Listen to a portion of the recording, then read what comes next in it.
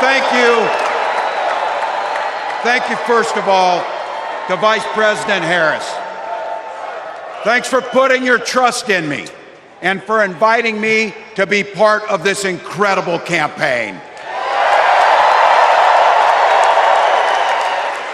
And a thank you to President Joe Biden for 4 years of strong, historic leadership.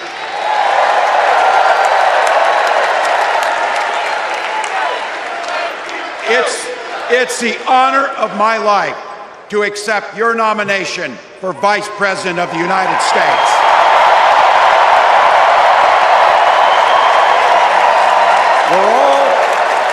We're all here tonight for one beautiful, simple reason. We love this country. So thank you to all of you here in Chicago and all of you watching at home tonight. Thank you for your passion. Thank you for your determination. And most of all, thank you for bringing the joy to this fight.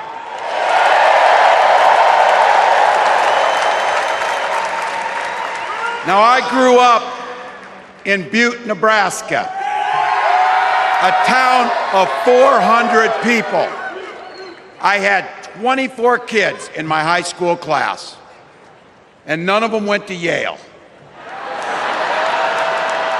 But I'll tell you what, growing up in a small town like that, you learn how to take care of each other. That family down the road, they may not think like you do. They may not pray like you do. They may not love like you do, but they're your neighbors. And you look out for them, and they look out for you. Everybody belongs, and everybody has a responsibility to contribute. For me, it was serving in the Army National Guard. I joined up 2 days after my 17th birthday, and I proudly wore our nation's uniform for 24 years. My dad, a Korean War-era Army veteran, died of lung cancer a couple years later. He left behind a mountain of medical debt. Thank God for Social Security survivor benefits.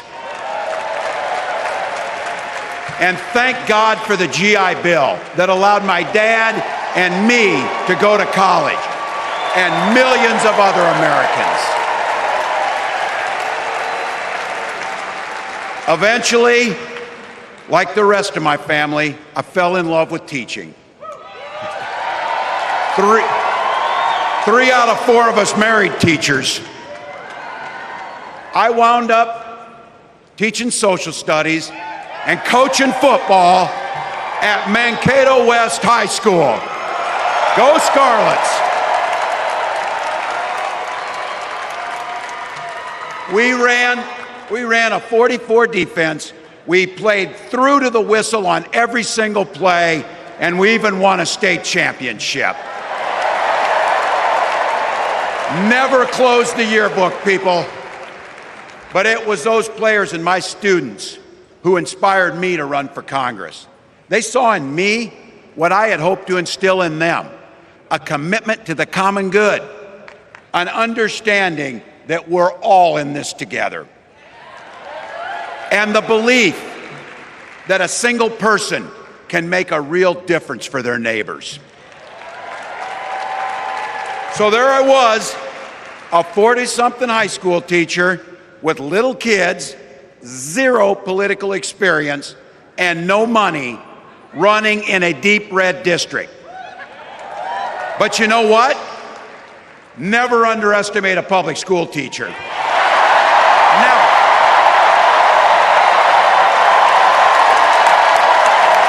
I represented my neighbors in Congress for 12 years, and I learned an awful lot.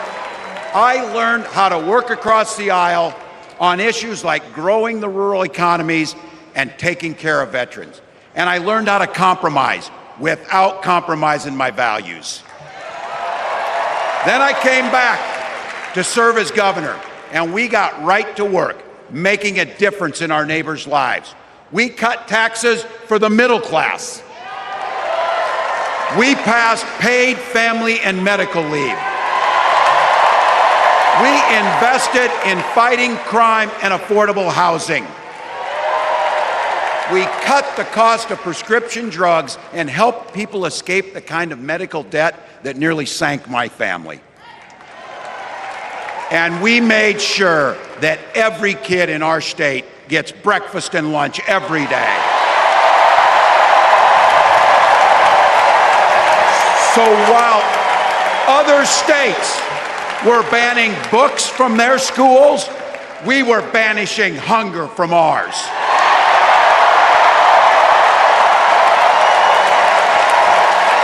We also protected reproductive freedom because in Minnesota, we respect our neighbors and the personal choices they make.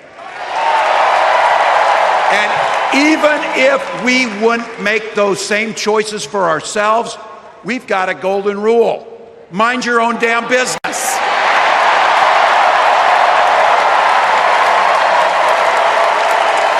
And that includes IVF and fertility treatments. And this is personal for Gwen and I. If you've never experienced the hell that is infertility, I guarantee you, you know somebody who has. And I can remember praying each night for a phone call. The pit in your stomach when the phone would ring, and the absolute agony when we heard the treatments hadn't worked. It took Gwen and I years, but we had access to fertility treatments. And when our daughter was born, we named her Hope. Hope, Gus, and Gwen, you are my entire world, and I love you.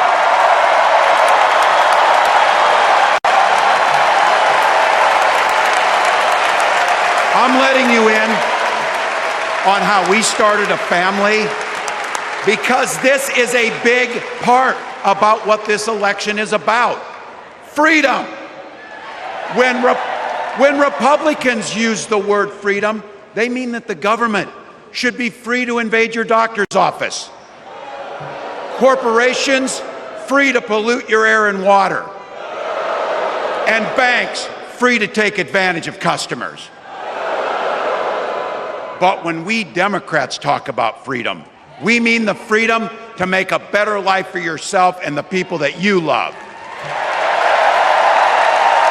Freedom to make your own health care decisions. And yeah, your kids' freedom to go to school without worrying about being shot dead in the hall. Look, I know guns. I'm a veteran. I'm a hunter. And I was a better shot than most Republicans in Congress, and I got the trophies to prove it. But I'm also a dad. I believe in the Second Amendment, but I also believe our first responsibility is to keep our kids safe.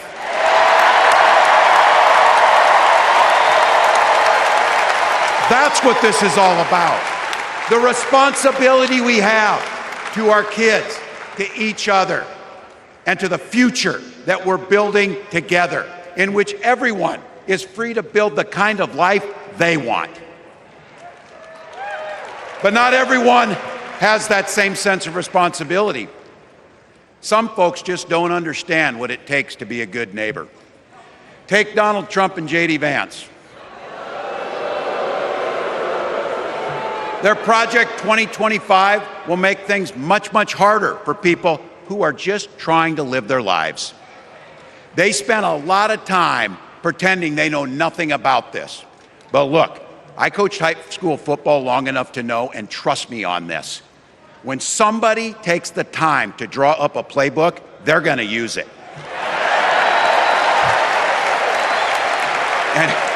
And we know if these guys get back in the White House, they'll start jacking up the costs on the middle class, they'll repeal the Affordable Care Act, they'll gut Social Security and Medicare, and they will ban abortion across this country with or without Congress. Here's the thing, It's an agenda nobody asked for. It's an agenda that serves nobody except the richest and the most extreme amongst us. And it's an agenda that does nothing for our neighbors in need. Is it weird? Absolutely. Absolutely. But it's also wrong. And it's dangerous. It's not just me saying so. It's Trump's own people. They were with him for 4 years. They're warning us that the next 4 years will be much, much worse. You know, when I was teaching every year, we'd elect a student body president. And you know what? Those teenagers could teach Donald Trump a hell of a lot about what a leader is. Leaders don't spend all day insulting people and blaming others. Leaders do the work. So I don't know about you, I'm ready to turn the page on these guys. So go ahead, say it with me. We're not going back.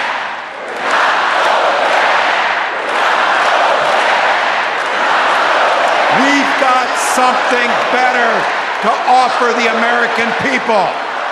It starts with our candidate, Kamala Harris.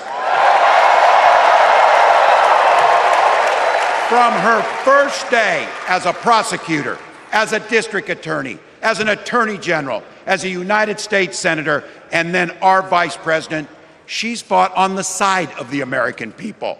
She's taken on the predators and fraudsters. She's taken down the transnational gangs, and she stood up to powerful corporate interests. She has never hesitated to reach across that aisle if it meant improving your lives. And she's always done it with energy, with passion, and with joy. Folks, we've got a chance to make Kamala Harris the next president of the United States.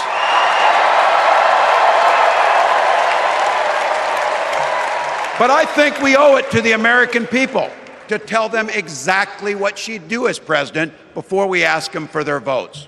So here, this is the part, clip and save it and send it to your undecided relatives so they know. If you're a middle-class family or a family trying to get into the middle class, Kamala Harris is going to cut your taxes. If you're getting squeezed by prescription drug prices, Kamala Harris is going to take on Big Pharma. If you're hoping to buy a home, Kamala Harris is going to help make it more affordable. And no matter who you are, Kamala Harris is going to stand up and fight for your freedom to live the life that you want to lead. Because that's what we want for ourselves, and it's what we want for our neighbors. You know, you might not know it, but I haven't given a lot of big speeches like this. But I have given a lot of pep talks. So let me finish with this, team. It's the fourth quarter. We're down a field goal, but we're on offense and we've got the ball. We're driving down the field. And boy, do we have the right team. Kamala Harris is tough. Kamala Harris is experienced, and Kamala Harris is ready. Our job for everyone watching is to get in the trenches and do the blocking and tackling. 1 inch at a time, 1 yard at a time, 1 phone call at a time, 1 door knock at a time, 1 $5 donation at a time. Look, we got 76 days. That's nothing. There'll be time to sleep when you're dead. We're going to leave it on the field. That's how we'll keep moving forward. That's how we'll turn the page on Donald Trump. That's how we'll build a country where workers come first. Healthcare and housing are human rights. And the government stays the hell out of your bedroom.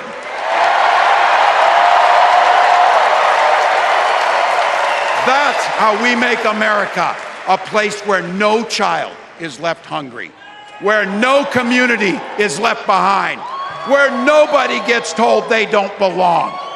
That's how we're gonna fight. And as the next president of the United States always says, when we fight, when we fight, when we fight, thank you.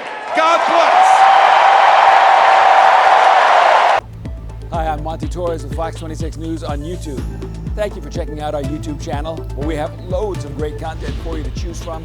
And while you're here, why not click on the subscribe button right here?